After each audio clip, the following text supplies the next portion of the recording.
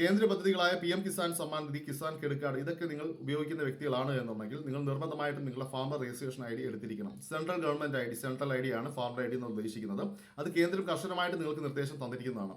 ഈ ഒരു farmer ID ഉള്ളവർക്ക് മാത്രമേ ഇനിയിപ്പോൾ മുന്നോട്ട് PM കിസാൻ സമ്മാൻ നിധി ആയാലും കിസാൻ ക്രെഡിറ്റ് കാർഡ് ആയാലും നിങ്ങൾക്ക് ഉപയോഗിക്കാനായിട്ട് സാധിക്കുകയുള്ളൂ. കിസാൻ ക്രെഡിറ്റ് കാർഡ് എന്നുള്ളത് കിസാൻ കർഷകർക്ക് വേണ്ടിയിട്ടുള്ള ലോണാണ്.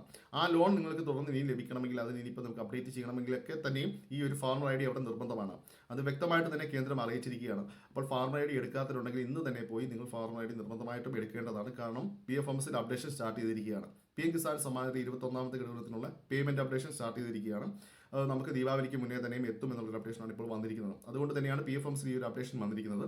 ഫാർമർ ID ആരെങ്കിലും എടുക്കാനുണ്ടെങ്കിൽ നിങ്ങൾ ഇതൊരു ഉപേക്ഷ വിചാരിക്കരുത്. കാരണം ഈ ഒരു പേയ്മെന്റ്സുകളൊക്കെ ഇനി മുടങ്ങിപ്പോയാൽ നമുക്ക് തിരിച്ചു കിട്ടാൻ വളരെ ബുദ്ധിമുട്ടുള്ളതാണ്. അപ്പോൾ ഈ ഫാർമർ ഐഡിയുടെ ഒറ്റ കാരണം കൊണ്ട് തന്നെ പലർക്കും ഈ ഒരു പേയ്മെന്റ്സ് മുടങ്ങാനായിട്ട് സാധ്യതയുണ്ട്.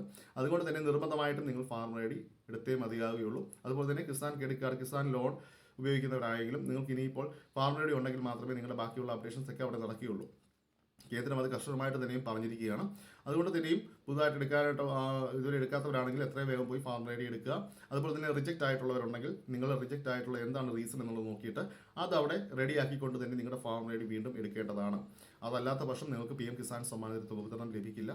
ഇതൊരു അറിയിപ്പ് തന്നെയാണ്. അത് വളരെ അർജന്റ് ആയിട്ടുള്ള കാര്യം തന്നെയാണ്. നിങ്ങളത് എത്രയും വേഗം തന്നെ ചെയ്യുക. PM കിസാൻ സമ്മാനിന്റെ തുക അല്ലെങ്കിൽ ഇതുപോലുള്ള കേന്ദ്ര പദ്ധതികൾ നിങ്ങൾക്ക് തുടർന്ന് ലഭിക്കാൻ ആഗ്രഹമുള്ളവരാണെങ്കിൽ മാത്രം നിങ്ങൾ അതൊക്കെ ചെയ്തെങ്കിൽ മാത്രമേ നമുക്ക് ഇനി ആ ഒരു പേയ്മെന്റ്സ് നിങ്ങൾക്ക് ലഭിക്കുകയുള്ളൂ.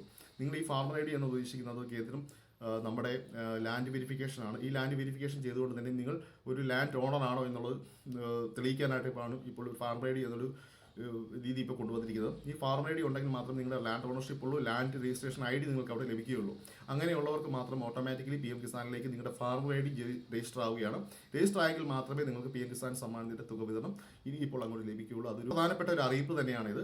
അപ്പോൾ അങ്ങനെ ആരെങ്കിലുമൊക്കെ ഉണ്ടെങ്കിൽ നിങ്ങൾ എടുക്കുക. അതല്ല നിങ്ങൾക്ക് ഫാർമർ ID എടുക്കാൻ സാധിക്കുന്നില്ല, ഇപ്പോൾ സൈറ്റുകൾ ഇല്ല എന്ന് പറയുകയാണെങ്കിൽ നിങ്ങൾ ഈ മുകളിലുള്ള നമ്പറിൽ നിങ്ങൾ കോൺടാക്ട് ചെയ്യുക. നിങ്ങൾക്ക് ഫാർമർ ID എടുത്ത് തരുന്നതാണ്. അതുപോലെ തന്നെ റിജക്റ്റ് ആയിട്ടുള്ളവരുണ്ടെങ്കിൽ നിങ്ങളുടെ റീസൺ എന്തായിരുന്നു എന്നുള്ളത് നോക്കിയിട്ട് കോൺടാക്ട് ചെയ്താൽ നമ്മളിവിടെ ഫാർമർ ID എടുത്ത് കൊടുക്കുന്നതാണ്. ഓക്കെ, അപ്പോൾ എൻ്റെ വീഡിയോ ഇഷ്ടമായെങ്കിൽ സബ്സ്ക്രൈബ് ചെയ്യാനും ലൈക്ക് ചെയ്യാനും മറക്കരുത്. Thank you.